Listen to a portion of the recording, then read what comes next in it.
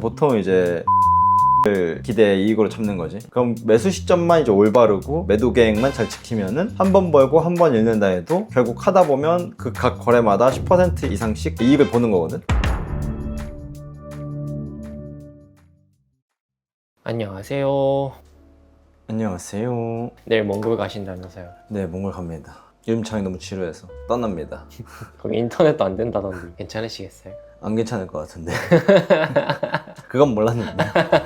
그 요즘 장이 너무 지루하잖아요. 그치. 그래서 제가 단타를 살짝 해왔어요. 요즘에 코인에서 단타하는 걸로 알고 있는데. 그거는 제가 콘텐츠를 만들어야 되니까 어쩔 수 없이 살짝 담궜는데, 그 매수는 그냥저냥 계획을 세워서 잘 하는 것 같은데 그 매도할 때 보면 그냥 뭐 수익만 보면 되지 하고 그냥 이렇게 팔게 되더라고요. 이렇게 하는 게 그냥 맞는가 싶어가지고 좀 여쭤보려고요. 그거는 뭔가 잘된 매매라고 할 수는 없을 것 같고, 쉽게 말해서 그거는 어딘가 우리가 떠나는데 목적지가 없이 출발을 한 거지. 그냥 계획 없이 수익만 내면 되지 하고 그치. 하는 거는. 그래서 물론 그 과정에서 무언가 우리가 얻을 수는 있겠지만 매매 차원에서는 잘못된 거다 라고 할 수 있는 것 같아. 우리가 보통 매수는 되게 설레이고 뭔가 결단하는 이제 긍정적인 행위처럼 느껴지고는 하잖아. 그쵸. 여기 앞에서도 그렇지만 반면에 이제 우리가 매도를 한다고 생각을 하면은 더 갈 수 있는 주식을 중간에 판다거나 뭔가 손절이 나간다거나 이제 그런 식으로 약간 부정적인 느낌을 갖고 있단 말이야.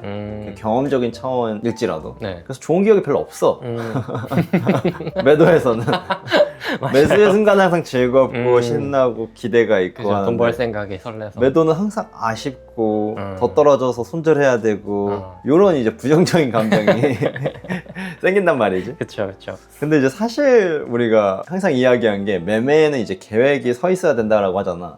그러면 계획대로 매매를 했을 때 매매가 끝나는 도착점이라는 게 우리가 있을 거란 말이지. 그래서 좋은 매도를 못 한다는 거는 이제 배부른데 계속 더 먹겠다고 하는 것 같은 거지. 그럼 이제 체하고 뭐 다음에 먹을 맛있는 음식도 못 먹게 되고 뭐 막 그럴 거 아니야. 그럼 이제 우리가 욕심 부리다가 파란불 켜지고 뭐 손절도 못 하고 매도를 못 하면 이제 우리가 분석하고 계획 세우고 이런 거 아무 의미 없어지는 거지. 그러면은 진짜 이게 매도 계획을 디테일하게 잘 짜는 게 중요하겠네요. 당연하지. 그러니까 여행 갈 때 출발지랑 그리고 도착지 다 정하잖아. 네. 우리가 그거랑 똑같은 거라고 보면 돼. 그래서 주식을 사면 오르거나 내리거나 이제 뭐 둘 중에 하나일 거 아니야. 네. 뭐 미세하게나마 이렇게 횡보하는 거 있어도 어쨌든 오르고 내리잖아. 네. 근데 대부분 어느 쪽으로 가든지 이제 평온하기가 힘들어. 왜냐면 내 돈이 왔다 갔다 하는 거잖아. 맞아요. 그래서 주식이 체결되는 순간부터 우리가 공포 아니면은 탐욕에 우리가 지배된다고 보면 돼. 그래서 우리가 주식시장에서 막 공포에 사고 탐욕에 팔아라 그런 말 많이 하잖아. 네. 근데 막상 내가 거래할 때는 정말 떨어지면 막 공포스럽고 반대로 막 오르면은 이제 팔기 싫고 더 갔으면 좋겠고 막 사람 마음이란 게 그렇거든. 그래서 진짜 필요한 게 이제 매도 계획이다. 그래서 특정 가격이나 타이밍, 이제 신호 같은 걸 우리가 정해놓고 이제 기준점 안에서 감정은 이제 싹 빼고 그대로 이제 기계처럼 뭔가 이행을 해야 된다는 거지. 물론 어렵지만. 그래서 우리가 아침에 일어나서 출근하는 거 생각하면은 이제 가기 싫은 건 디폴트잖아. 네. 피곤하든 뭐 전날 술을 마시든 숙취가 있든 간에 이런 거 다 제쳐두고 일단 그냥 무조건 출근 시간까지 가는 거잖아.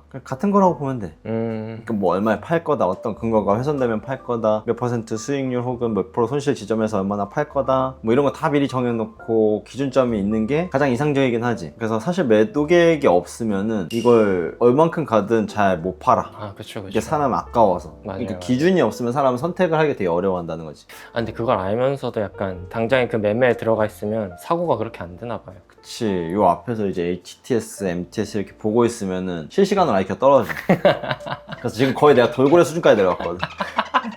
거의 그냥 돌고래랑 지금 주파수 맞추기 직전이야.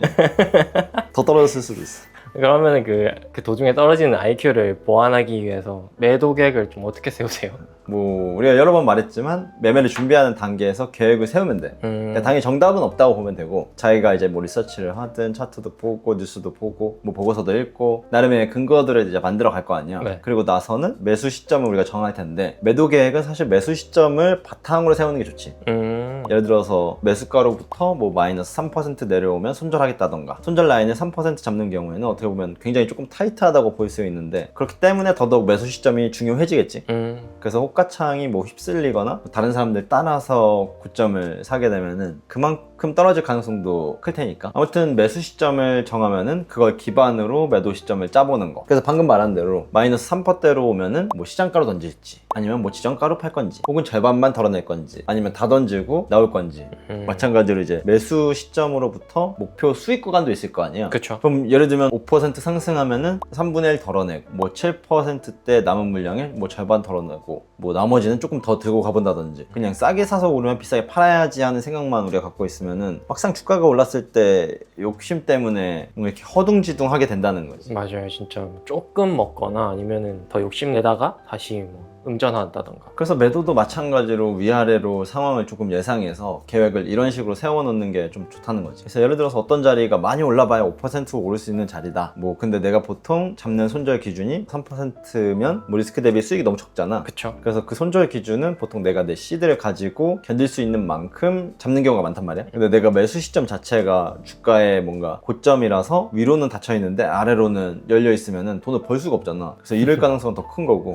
그래서 보통 이익 구간이 손실 구간보다 3배 이상 되는 타이밍에 좀 매수를 하는 게 좋은데, 그래서 이걸 이제 보통 잘하는 양반이 미국의 윌리엄 오닐이라는 이제 유명한 투자자가 있어. 그래서 그 사람이 많이 언급한 것 중에 하나가 매수가로부터 마이너스 7%를 손절선으로 잡고 20%에서 25% 구간을 수익 구간으로 잡고 들어가라 라는 말을 이제 하거든. 그러니까 보통 이제 3대1 정도를 기대 이익으로 잡는 거지. 거기서 약간의 오차는 있어도, 그럼 매수 시점만 이제 올바르고 매도 계획만 잘 지키면은 한 번 벌고 한 번 잃는다 해도 결국 하다 보면 그 각 거래마다 10% 이상씩 이익을 보는 거거든. 꽤 크네요, 그렇게 생각. 그치, 굉장히 큰 거지. 네. 그래서 사실 매도 계획에서 이제 가장 중요한 게 매수 시점이라고 오히려 볼 수 있는 거지. 그러면은 동강님은 보통 모든 종목을 다 이렇게 윌리엄 오닐처럼 퍼센테이지를 정해놓으시는 편이신가요? 나는 그렇게까지는 안 하는 것 같아. 근데 이제 큰 포지션 들어갈 때는 당연히 그렇게 하는데, 데일리로 거래할 때는 그 정도까지 타이트하게 계획을 짤 시간이 없다 보니까 뭐 소량으로 들어갔다가 소량 나오긴 하지. 확실히 감의 영역도 어느 정도 있나 보네요. 그러면 혹시 또 뭐 매도할 때 꼭 이것만은 꼭 지킨다 뭐 이런 것도 있으세요? 일단 앞서서 우리가 얘기한 것처럼 매수 전에 매도 계획을 세우고 들어가는 거, 그리고 꼭 기억해야 될 거는 이른 매도를 못하면 늦은 매도가 돼. 이게 무슨 말이냐면 눈앞에 보이는 수익, 그러니까 조금 더 벌어보자고 이제 안 팔고 있다가 수익을 다 반납하고 파란 숫자가 떠본 사람들은 아마 많이 있을 거야. 익절 타이밍 놓친 거지. 너가 아까 말했듯이 뭐 나도 수도 없이 뭐 그렇게 해봤지만 네. 그게 진짜 속상하거든. 그러니까요. 그러니까 항상 우리가 생각해야 될 게 조금 덜 벌고 아쉬운 게 손절하는 것보다 훨씬 덜 아프다는 거. 그래서 이제 우리가 익절은 항상 옳다 막 이런 말 하잖아. 네네. 이익 구간에 어느 정도 들어섰을 때 조금이라도 팔아보는 거. 그러려면 이제 본능에 휩쓸리지 않고 계획대로 조금 익절을 해야 된다는 거. 그리고 좀 아무리 강조해도 부족함이 없을 정도로 강조해야 되는 거는 손절이 진짜 중요하다는 거. 이거는 뭐 우리가 지겹도록 얘기하는 부분이지. 뭐 나도 그렇고 전업하는 사람도 그렇고 일반적으로 그냥 개미 투자자도 그렇고 뭐 다 똑같이 어려운 건데, 이건 뭐 워렌 버핏 할아버지도 어려울 거야. 그러니까 이건 손실을 제한하지 못하면은 정신적으로나 우리가 재정적으로나 타격이 계속 갈수록 커져. 거기서 정신적인 데미지만 있는 게 아니라 기회 비용도 같이 증가하기 때문에 전체 인생이라는 사이클에서 비용이 계속 너무 커진다는 거지. 그래서 이제 깨끗하게 인정하고 다시 계획을 짜서 거래하면서 복구를 해야 되는데 멘탈이 나가버리고 그 시간 동안에 우리가 누릴 수 있는 기회, 그 기회 비용이 계속 날아가는 거지. 그래서 팔기 전까지는 우리가 손실이 아니라고 생각하다 보면은 그냥 시간만 흐르고 계속 삶이 피폐해지거든. 그래서 나도 그렇고 막 난다긴다 하는 주식쟁이들도 손절 엄청 많이 해. 이제 다들 꽁꽁 그거 숨겨서 그렇지. 손절은 주식하면서 이제 다 하거든. 그 자존심이나 이제 몇 미련 이런 거 이제 찾기 시작하면 끝도 없고, 그냥 다 필요 없고 칼같이 잘라내는 게 굉장히 중요하다. 그러니까요. 그러니까 이제 어제 귀멸의 칼날이라는 거를 보는데 그 장면 안에서 꿈속에 들어가는 마기술? 그런 혈기술이라고 하죠. 혈기술. 그게 걸려. 근데 이제 거기서 이제 자기 자신을 이렇게 칼로 찌르면서 깨어날 수 있는 장면이 있어. 맞아요. 그러니까 손절은 되게 비슷한 거지. 자기 자신의 에고를 깨고 자존심, 뭐 미련 이런 것들 그냥 깨고 이제 꿈속에서 깨어나는 거야. 그게 되게 귀멸의 칼날이라는 애니메이션 보면서 그 생각이 나더라고. 제가 또 오늘 티셔츠가 그러네. 귀칼이.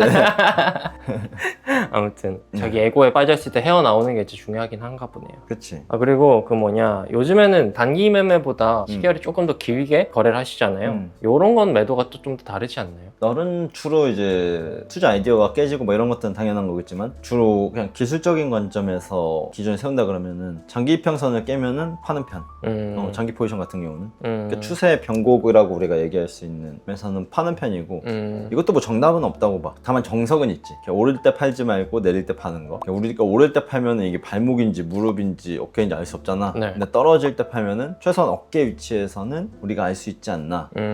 내려올 때 파는 게 그래서 좋은 거지. 그리고 반드시 나눠서 팔아야 되고. 근데 이게 데이 트레이딩에서는 네. 단기적으로 시세가 팍 터졌을 때 일부 익절 해주는 게 좋긴 해.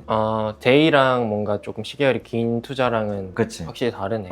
테마주 같은 거는 어느 정도 거기서 부분 익절을 해주긴 해야 돼. 이평선이랑 괴리가 너무 커지면은 결국 평균으로 돌아오기 때문에 어느 정도는 익절을 조금씩이라도 해주긴 해야 된다. 그래서 단기, 장기, 중기 각각의 조금마다 디테일 기준은 다를 수 있다. 알겠습니다. 오늘은 또 시장이 크게 막 변동성이 없어서 시장 얘기 말고 매매에 대한 얘기를 오랜만에 좀 해봤는데 종종 이런 것도 좀 물어볼게요, 제가. 네, 그래서 뭐 제가 평생 해오던 게 뭐 매매 였을 가능성이 매우 높죠. 그래서 조금 더 그런 거에 대해서 니즈가 있는 분들도 있어서 어쨌든 사고 파는 거는 기술의 영역이라고 보거든. 그래서 그런 것들에서 좀 특정 테크니컬한 부분들 가끔씩 이렇게 올려드리면 재밌어 하지 않나. 그래서 좀 그런 거 재밌게 봐주시면 될 것 같고. 알겠습니다. 구독료는 아래 쿠팡 링크라도 좀 누르세요. 여러분 그거 좀 많이 누르시고 쿠팡 구매 좀 많이 하세요. 내가 좋아요 댓글 뭐 이런 거 해주세요 막 이런 얘기 안 하는데 요건 하게 되네. 여러분 많이 눌러주시고 이왕 뭐 사실 거면 거기 이용해서 사주시면 감사할 것 같습니다. 여행도 재밌게 잘 다녀오시고요. 네, 그럼 저는 또 다음 영상에서 찾아뵙겠습니다. 안녕.